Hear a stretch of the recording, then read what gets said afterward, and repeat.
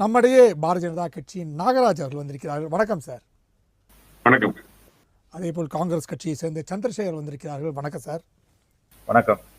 வணக்கம் sir. Nagaraj sir, உங்கள்கிட்ட தான் துவங்கலாம் என்று இருக்கின்றேன்.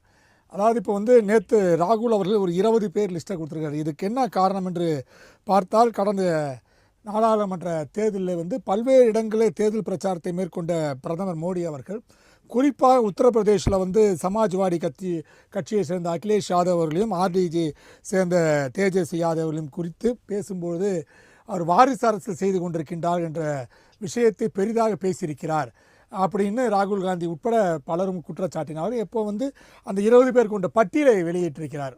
இந்த 20 பேர் அமைச்சர்கள் இருக்கக்கூடியவர்கள் தேர்தலில் போட்டியிட்டு வந்திருக்காங்க. இவங்க எல்லாமே அமைச்சர்கள் வாரிசு அரசலாக இருக்காங்க அப்படின்னு சொல்லியிருக்காரு. நீங்க எப்படி பாக்குறீங்க? இல்ல, அவங்களுடைய கருத்து நம்முடைய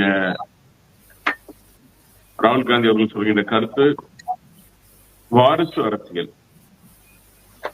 பட் பாரத பிரதமர் நரேந்திர மோடி அவர்கள் சொல்லி தொடர்ச்சியாக வைத்துக் கொண்டிருக்கின்ற குற்றச்சாட்டு குடும்ப அரசியல். இது ரெண்டுக்கும் ஒரு பெரிய வித்தியாசத்தை நீங்க பார்க்க முடியும்.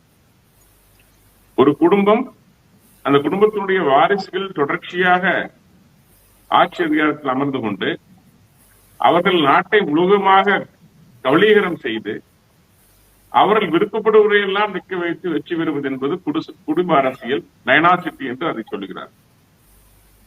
ஆனால் வாரிசு அரசியல் என்பது தலைமையில், நீங்க உதாரணத்துக்கு எடுத்துக்கலாம், இதற்கு முன்னாடி பிரைம் மினிஸ்டராக இருந்தவர் நம்முடைய பிஜேபியில வாஜ்பாய் அவர்கள். அதற்கு அடுத்தது பிரைம் மினிஸ்டரா வந்திருக்கிறவர் நரேந்திர மோடி அவர்கள். நம்முடைய முன்னாள் பிரதமர் வாஜ்பாய் அவர்களுக்கும் நரேந்திர மோடி அவர்களுக்கும் என்ன உறவு? அண்ணன் தம்பியா, மாமன் மச்சானா, தந்தை மகனா? இதெல்லாம் உண்மை இல்லை. வாஜ்பாய் அவர்கள் பீகாரை சேர்ந்தவர், ஒரு தேசபக்தர். இந்த கட்சியில் பல ஆண்டுகள் கடுமையாக உழைத்து அந்த இடத்திற்கு வந்திருக்கின்றார். அதேபோல் நரேந்திர மோடி அவர்கள் குஜராத்தை சேர்ந்தவர். அவருக்கும் வாஜ்பாய்க்கும் நான் சொன்னதில் உறவில்லை. அவரும் தொடர்ச்சியாக பல சாதனைகளை புரிந்து குஜராத் முதலமைச்சராக இருந்து அந்த இடத்தை தொட்டிருக்கின்றார். ஆனால் நீங்கள் தமிழகத்தை எடுத்துக் கொள்ளுங்கள். கருணாநிதிக்கு அப்புறம் ஸ்டாலின் வந்தார். ஸ்டாலினுக்கு அப்புறம் அவருடைய பேரன் முன்னிறுத்தப்படுகிறார். டெல்லியில் எடுத்துக்கங்க, நேரு அவர்கள் வந்தார்கள். உண்மையிலேயே அன்னைக்கு காங்கிரஸ் காரிய கமிட்டியில தேர்வு செய்யப்பட்ட தலைவர் பிரதமருக்கு என்றால் சர்தார் வல்லபாய் பட்டேல் அவர்கள் தான். ஆனா காந்தி மூலமா ரெக்கமெண்டேஷன் பண்ணி நேரு அவர்கள் அந்த இடத்தை பெற்றுக்கொண்டு காந்திங்கிற பெயரையே இவங்க வாங்கிட்டாங்க. ஆக்சுவலா அவங்க குடும்ப பெயர் காந்தே. இந்திரா காந்தி அவர்களை பொறுத்த வரைக்கும் காந்தே தான்.